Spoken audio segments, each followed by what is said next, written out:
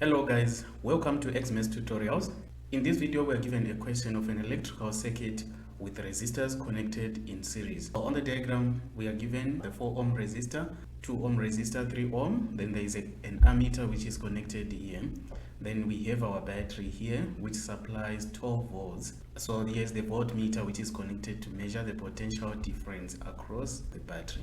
So a voltmeter is always connected in parallel to the component where it is measuring the potential difference. You can see here the other voltmeters are also in parallel to these resistors. The reason is that a voltmeter is a very high resistance. If you connect it in series, let's say you connect it here on the position of the ammeter, it is going to block all the flow of current, meaning the circuit will be not working. Then an ammeter is there to measure the current. So current is the amount of charge that passes at a certain point per unit time. So in this case, you need to know how many charges are passing through the point. So that's why an ammeter is always connected in series.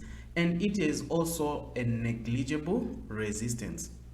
It mustn't have any resistance. It mustn't resist any current. So an ammeter is negligible resistance. A voltmeter is a very high resistance. So that's what you need to know about these two components. Let's answer our question. The first question says calculate the total resistance of the circuit. To calculate the total resistance of the circuit in series circuit, we have a formula R total is equal to R1 plus R2 plus R3. It can keep on going up depending on how many resistors you are given in a particular circuit.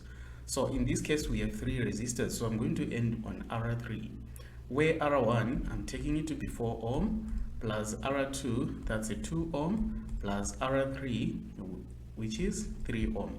So in total that is going to be 4 plus 2, that's a 6 plus 3, that is going to be 9 ohms. That's the total resistance of the circuit. B. Calculate the total current supplied by the battery, provided that the battery has negligible internal resistance. So in this case, our battery, we are neglecting the internal resistance. We just assume that it is supplying the 12 volts. There is no loss in that 12 volts.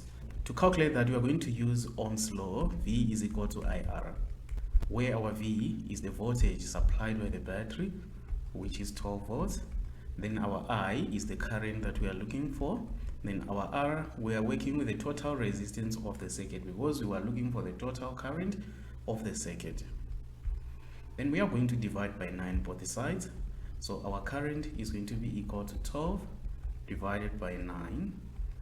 We can simplify this one to 4 over 3, which is equal to 1.33 amps. Next question, C. Calculate the reading on V1. V1 is measuring the potential difference across the 4 ohm resistor. So there is another thing that we need to know about resistors connected in series is that the current is the same throughout the circuit. There is no current branching like what it does in a parallel combination. In this case, current flowing through the 4 ohm resistor is the same current through the 2 ohm and the same on the 3 ohm as well. So we are going to use our Ohm's law as well.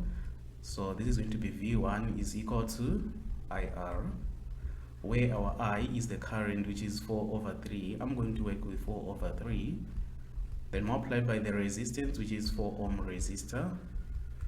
This is going to give us 16 over 3. In decimal, that's 5,33. Let's go to D. Calculate the reading on V2. V2, that's the potential difference across the 2 ohm resistor. So our V2 is equal to IR, where our I is 4 over 3 multiplied by the resistance, which is the 2 ohm.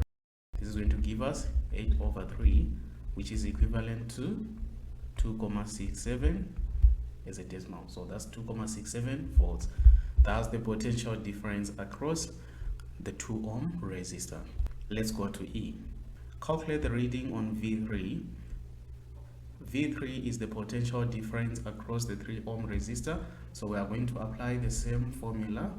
V3 is equal to IR, where our I is 4 over 3 multiplied by the resistance, which is 3. This is going to give us 4 volts. Then question F. Which conclusion can you give based on the answers from C to E about the circuit above? So let's check our answers from C to E. We have, on C we have 5.33, on D we have 2.67, then on E we have 4 volts. So what we can do here, before we give the conclusion, let's add these potential differences together and see what we get. So that's going to be 5.33 plus 2.67 plus 4. We get 12 volts. So you can see these potential differences, they add up to the total voltage supplied by the battery.